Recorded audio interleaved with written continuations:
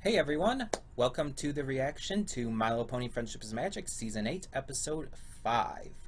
So, last time we got a very good and very enjoyable episode that, yeah, we're getting back into the swing of things after the disappointing Episode 3.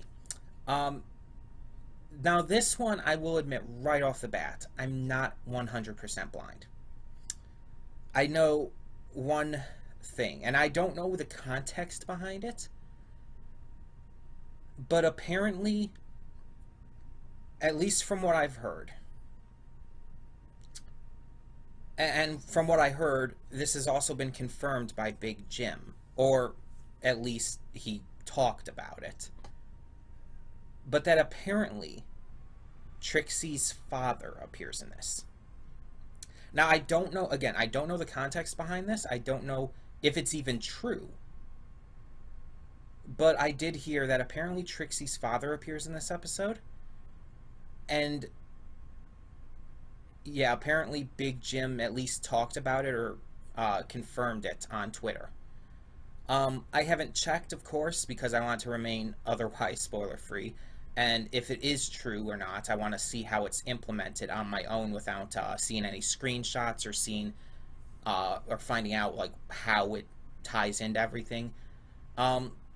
Otherwise, I'm blind on the episode. I don't know who wrote it. I don't know what it's called. I don't know what it's about otherwise. But I'm interested enough to find out. So, when the screen fades to black, pause this redirect and go to the description below.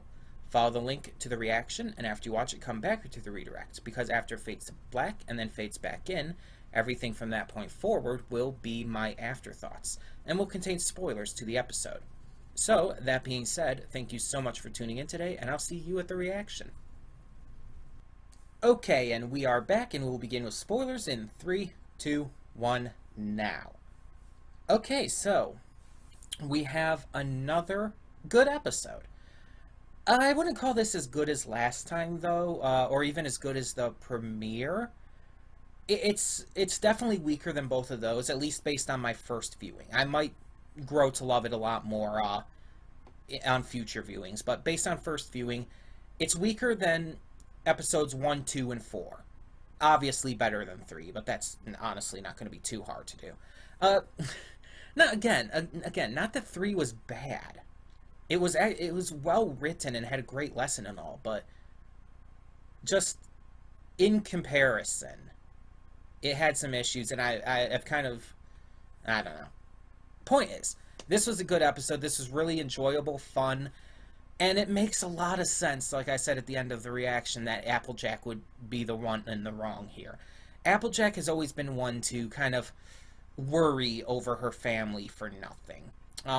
Apple Bloom, Granny Smith, even Big Mac to a point, she's kind of a worrywart character. It's one of, I wouldn't call it a negative, per se, but it's one of her character lows, I guess, is a word for it. It's not her strongest trait. She has this idea to her where she thinks that she has to overly care for and nurture her family. And some people have pointed out that maybe it's because of her parents not being around, and she kind of felt like she had to take over for that. Like she had to be the kind of mother figure in Big Mac and Apple Bloom's life, and had to be there since her parents couldn't care for Granny Smith in her old age. She had to be there to do it for them. So, honestly, I believe that, and I could completely agree to that headcanon. Even if it is just a headcanon, but I could completely see that based on the evidence we've seen in the show. Applejack is just really controlling of them. And it's out of love. I do not deny that. It's out of love, but it gets to a point where it's a little too much.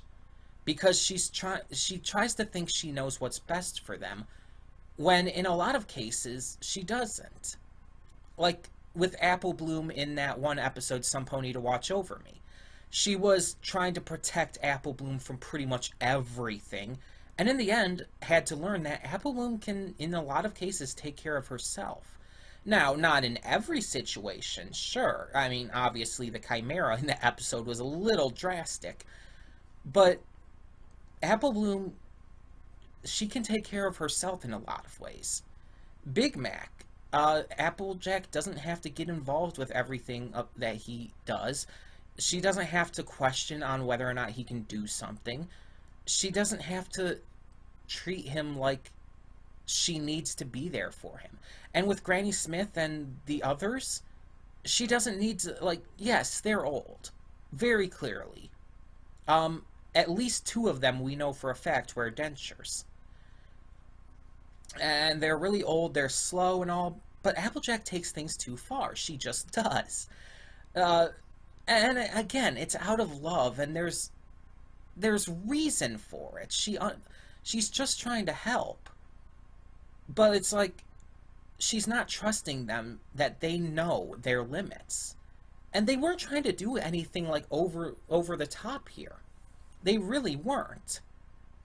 They were playing horseshoes.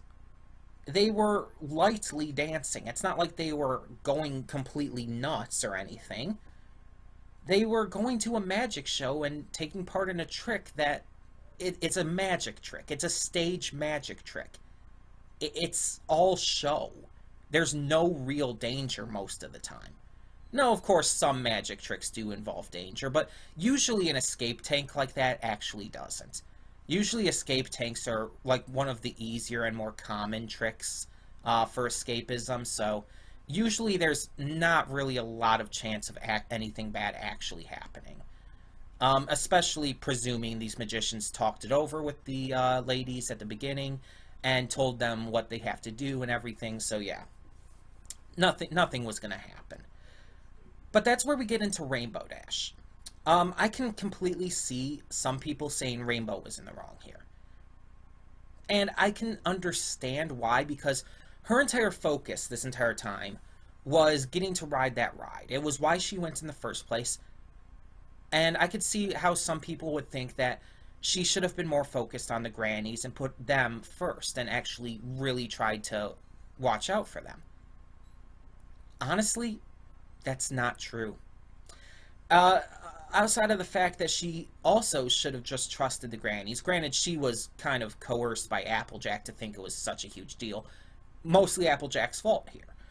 She should have trusted them too. Her wanting to ride the ride was completely 100% okay. There's nothing wrong with that, because that, again, was why she was going in the first place. The only reason she was doing this for the with the grannies was just so she could get there easier and everything. I mean, just so she could actually ride it herself. She went for the sole purpose of riding this roller coaster. And I mean, Applejack knew this. I mean, again, Applejack was just so overly protective of the grannies. And yeah, it just boils down to it's all Applejack's fault. But again, I don't even think Applejack should have been like punished for this, because it's just a character trait she has. She's overbearing towards her family. She's learned this before. She'll learn it again. She'll face the same issues. It's gonna happen. Now let's talk about that title. GM Barrow, you've made quite a lot of references in your books. I've read a number of the books. I have quite a few of them. You've made some interesting references in these books. You've made references, I believe, in some of your other episodes. And as I said before, there have been adult references in a lot of this show. For sure. Things that kids wouldn't understand. This, however, this is pushing the line. I get where they went with the title. I understand the point of it. And I like the contrast with the grannies not actually doing anything extremely wild, but just kind of being perceived as such. But, like, you realize what that title means, right? The title of this episode was called Granny's Gone Wild. Like, I know, I believe it's not a thing anymore. Like, I believe it's defunct, but it was a thing at one point, and people know about it, right? Like, people know that there was a thing at one point called Girls Gone Wild, that it was this, like, kind of this big porn thing, right? This episode of a children's TV show of My Little Pony, of all things, is named after porn. What? Seriously, the parents watching this with their kids, I have to know what they thought of that. I mean, granted, the entire Gone Wild thing has been used in other instances before, and it usually is just to describe, like, this, like, kind of party lifestyle and whatnot. Um, just, like, losing your inhibitions and just going wild. It's been used outside of the context of porn before, but I don't know, the fact that it's My Little Pony that's calling an episode Granny's Gone Wild, it's weird as hell to me. It's really weird. Um, it's unnerving, even. It's just really unnerving and weird. I mean, the episode was still good, don't get me wrong. But that's a little off-putting. The the magicians, the stage ponies. Let's talk about them. Not too much with their characters, other than being stage ponies. They're show ponies. That's what they do. They pulled that off well. Is the one actually Trixie's father? I'm gonna have to send a tweet to Big Jim to ask him about that. Hopefully he'll answer. Um, Sometimes he does, sometimes he doesn't. But I really want to know if that was actually her father, because that's, I mean, I think I mentioned it during the reaction, but he looked pretty much exactly like her. And I think that might have been done to say that, yes, that's her father. And the only way I can think of that would be okay is if Trixie specifically styled herself to look like her father, which actually would be kind of cool if that were true. I think that would be cool, and I would appreciate Trixie even more than I already do for that. To like, because especially if she like idolized her father and wanted to become a stage magician because he was, I'm going to use that as a headcanon for now. I am going to use that as a headcanon for now. I love the idea of that. It's cute. Um, but because otherwise, it's like you see parents and children in this show all the time. Um, and even if they have a similar hairstyle, the color schemes are pretty much always different. At least different enough to make them stand out. Cookie Crumbles and Hondo Flanks, they don't look just like copies of Rarity and Sweetie Belle. Twilight Velvet and Nightlight don't just look like copies of Shining Armor or Twilight Sparkle.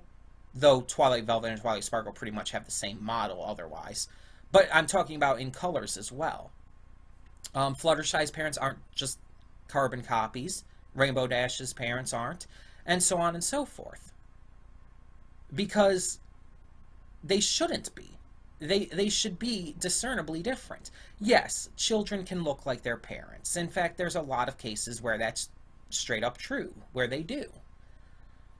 But not to that degree. Again, the only way I can think of that would make this okay is if, headcanon-wise, Trixie styled herself to look like that out of admiration for her father. I mean, the coat color I can live with, but the hair color and style as well. I mean, we know that ponies can dye their manes, so and tails. So I'm going to assume that for now as a headcanon. It is only a headcanon. I'm not like trying to pretend it's actual in-show canon or anything. But I am going to take that as headcanon for now, that Trixie idolized her father as a stage magician so much that when she became one, she changed her look to be like him. Because that, again, that just sounds adorable, that Trixie would do that. I can imagine like a little Philly Trixie sitting in the front row of her father's show in awe, just loving it, and oh my gosh, I hope there's fan art of that. I need to see that. That is the cutest thing ever to me. Um, but yeah, overall, I really did like this episode. Now let's talk about GM Barrow episodes, of all things to talk about, because this episode was written by GM Barrow. I have had the pleasure of meeting GM Barrow at TrotCon in 2015, and she's awesome. Like, she's really funny, she's really kind, and, like, she's really accepting of a lot of, just, meeting her fans, like, anywhere. Like, for example, I was in a My Little Karaoke panel at TrotCon, and for some strange reason, she and M.A. Larson decided to drop in and just watch people sing karaoke. It was awesome and hilarious. Especially because Larson came in first. He just peeks in the room. It's like, hi, everyone. And it's like, oh, gosh, Larson. um, but in all seriousness, um, and they're just sitting, like, near me in the same row. And I just scoot over a little bit and ask them, you mind if I get a picture with you guys? And GM Barrow's like, yeah, of course. And it's like she's really happy about it and everything, and I love that. And yeah, I got to meet her later on as well during the convention. Um, but either way, so she's written episodes in the show before. This wasn't her first episode. I'm trying to find the exact one. The exact ones she's written. I'm just finding the stuff about her books.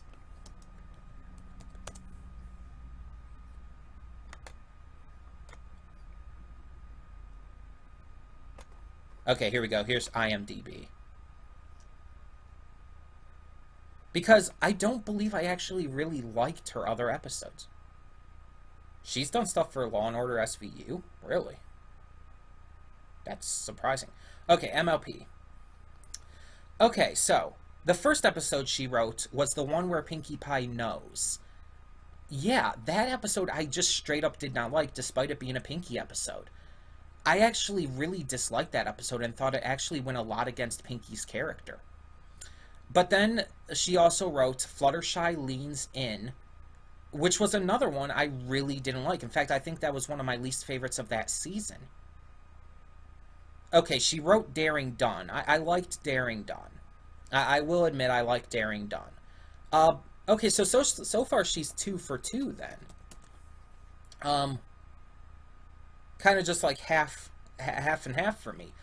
Because I did not like the one where Pinkie Pie knows or Fluttershy leans in pretty much at all. But I did like Daring Done, and now I do like Granny's Gone Wild. So, I guess she seemed to hit her stride here. She started off kind of slow, kind of weaker, with a couple not that great episodes. Again, just in my opinion. But then she came back from it and gave us 2 good episodes. And again, it's not the best, and this is all based off of initial impressions. My thoughts might and probably will change after multiple rewatches, but I really did enjoy this. But it's not just about me. Tell me in the comments below what you thought of Granny's Gone Wild. What did you think of that title? What do you think of that possibly being Trixie's dad? What do you think of just all the background stuff? Like, there was a lot of great background stuff in this episode. From stuff with Lyra and Bon Bon to Gordon Ramsay Pony yelling at a donkey, which, fantastic. What do you think of all that stuff? What do you think of Applejack being the one in the wrong here, and the grannies being able to take care of themselves and not actually being too wild? Tell me your thoughts on all of that and more in the comments below, and thank you so much for tuning in. For now, I'm Connie Royal, and I'm signing off. See y'all next time. And don't just live for tomorrow, or just live in yesterday. Just be glad for all you have that's in today. And though you've come through many obstacles, shed tears along the way.